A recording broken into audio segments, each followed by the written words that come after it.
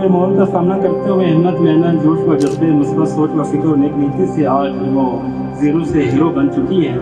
कम उम्र की शादी के सबब अपने बच्चों की तालीम व तरबियत में मगर रहने के बावजूद उन्होंने शादी के 10 साल बाद अपनी तालीम का सिलसिला फिर से बहाल किया और आज वो B.Ed के साथ साथ MA उर्दू और MA बैनुल-अक़वामी ताल्लुकात आमा कर चुकी हैं।